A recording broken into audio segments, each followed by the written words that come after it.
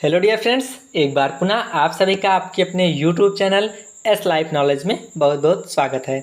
आज हम बात करेंगे बिल्कुल उसी तरीके से फिलहाल किसी दूसरे टॉपिक पर।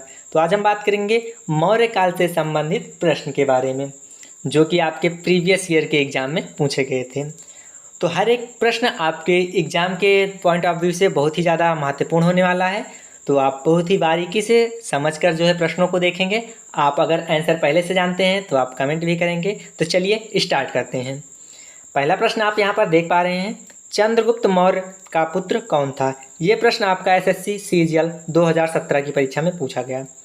चंद्रगुप्त मौर्य का पुत्र कौन था। बिंदुसार, चंद्रगुप्त सेकंड, अशोक या फिर बिंबिसार। यहाँ पर आपका बिंदुसार है, ये बिंबिसार है।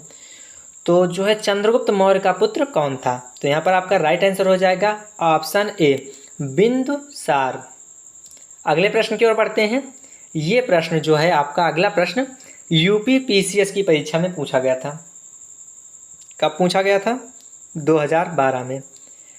प्रश्न क्या दिया गया है, प्रथम भारतीय साम्राज्य किसने स्थापित किया गया था, मतलब कि प्रथम भारतीय साम्राज्य किसने स्थापित किया था या किसके द्वारा स्थापित कराया गया था।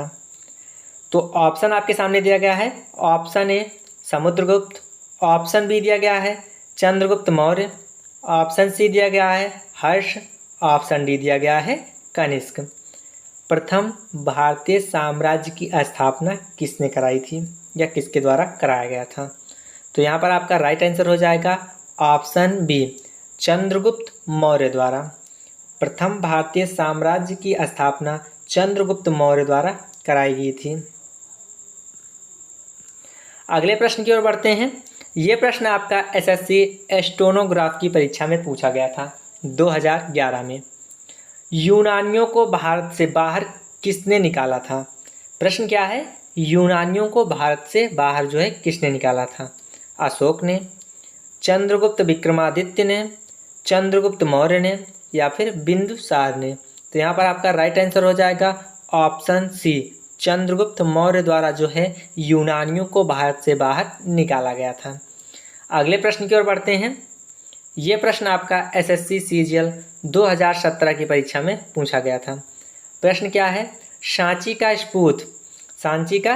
स्फूत का निर्माण किसने किया था। सांची के स्फूत का निर्माण किसने किया था। नरसिंह, अकबर, हुमायूं, अशोक। तो यहाँ पर आपका राइट आंसर हो जाएगा ऑप्शन डी, अशोक द्वारा।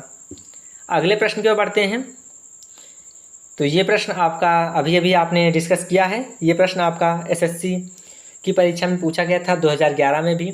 प्रश्न वही है, यूनानियों को भारत से बाहर किसने निकाला था।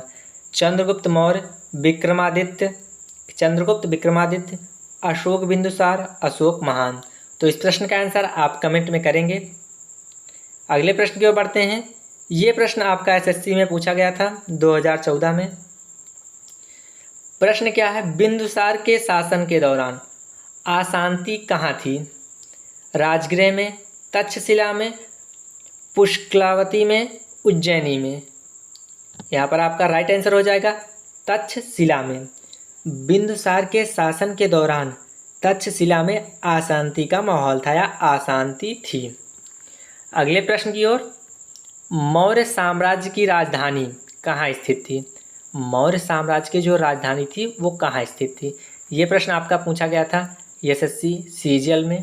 कब पूछा गया था? 2016 में। तो ऑप्शन ए दिया गया है लुम्बिनी, वैशाली, पाटलिपुत्र, गया। तो यहाँ पर आपका राइट आंसर हो जाएगा ऑप्शन सी, पाटलिपुत्र। अगले प्रश्न की ओर बढ़ते हैं। ये प्रश्न आपका जो है बीपीएससी की परीक्षा में पूछा गया था। कब पूछा गया था? 2013 की परीक्षा में। प्रश्न क्या है, किसके ग्रंथ में चंद्रगुप्त मौर्य का विशिष्ट रूप से वर्णन हुआ है। किसके ग्रंथ में चंद्रगुप्त मौर्य का विशिष्ट रूप से वर्णन हुआ है। अश्वघोष, भास, शूद्रक या फिर विशाखा दत्त। क्या है? विशाख दत्त। तो यहाँ पर आपका राइट आंसर हो जाएगा ऑप्शन डी, विशाख दत्त। अगले प्रश्न की ओर, चंद्रगुप्त मौर्य ने अपने अंतिम दिनों जो है चंद्रगुप्त मौर्य जो है उन्होंने अपना अंतिम दिन कहाँ गुजारा? चंद्रगुप्त मौर्य ने अपने अंतिम दिन कहाँ गुजारे थे? श्रवणबेलगोला में, उज्जैन में, पाटलिपुत्र में या फिर काशी में? तो यहाँ पर आपका राइट आंसर हो जाएगा ऑप्शन ए, श्रवणबेलगोला में। अगले प्रश्न की ओर हम बढ़ते हैं।